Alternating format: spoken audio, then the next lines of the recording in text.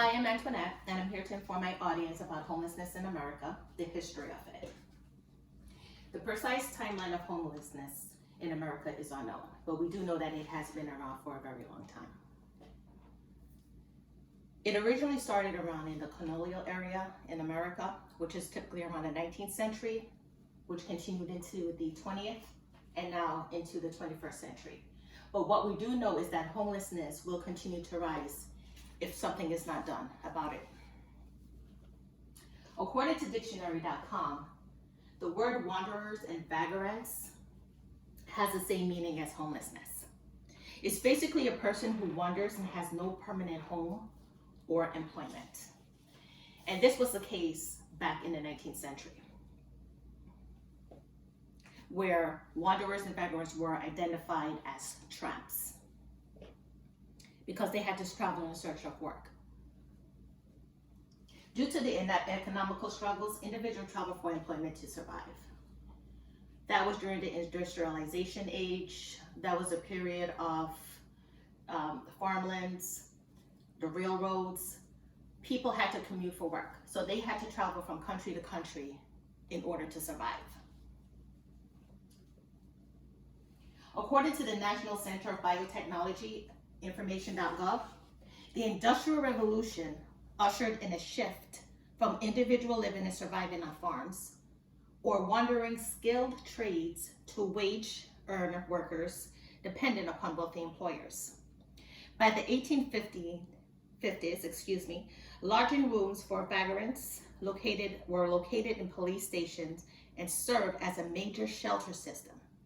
And major cities reported increasing numbers of the vagabonds. So basically, the precincts were the shelters for those homeless individuals.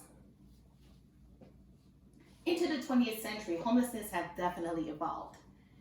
And it has been identified with individuals without a home or a lack of permanent housing. The causes are due to numerous reasons. The economy. Is the country at war? Is the country in a recession? If so, all the resources that we have is basically going out to support the soldiers in the war. But what happens when they come back? When they come back, a lot has known to have PTSD or mental illnesses. Some jump into drugs or substance abuse. Violence increases. Unemployment rates. Who are employing these veterans? Homelessness mostly affects men, typically African American males, in poverty-ridden areas, and also their family. Because if it's going to affect one person, it's going to affect everyone. According to the Washington Post, they stated that HUD, which is the Housing Urban Development, records don't include people who are staying with someone else on a temporary basis among high groups. So the data that we have out there currently in the 21st century is not accurate. It's not giving us the numbers of the total homelessness of individuals who are out there. We have some who wants to be homeless. We have those who are living off the grid that we can account for. We have those who go to the shelters every now and then, and I guess for safety purposes, because people tend to get aggressive when they need things. And this is a problem. HUD is not recording all the people who are out there who needs help. I myself, I will help anyone. So will anyone in the world, right? But the problem is, they can't be dependent on me. I can't do it on a long-term basis. And this is why they're living from place to place, living with people, strangers, family, relatives. And this is why it continues to be an issue, because HUD is not properly addressing the issues. Another problem that HUD has, there's not enough housing to support these people. There's not enough shelters to support these people. So if we don't have enough housing, homelessness is going to continue to rise way beyond the 21st, 22nd, 23rd century. As for Providence St. Joseph Health, they're saying that we're we're deeply concerned about growing numbers of people experiencing housing loss in the United States. In 2018, 552,800 people were homeless, as an estimated 6.7 million households are currently at risk of homelessness. What does it take? You're losing your employment. Today, what's going on with the COVID-19? A lot of the unemployment rate has skyrocketed. People are calling their banks to help regarding their mortgage payments, putting it at the back. People are losing their jobs, businesses are suffering. Economic recession.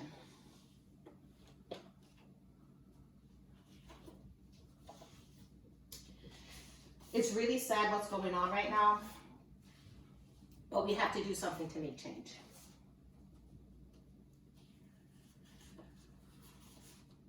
As homelessness continues to grow in the 21st century due to the unstable economy and due to poverty and the other items that I specified earlier, statistics on homelessness in America is only going to get worse.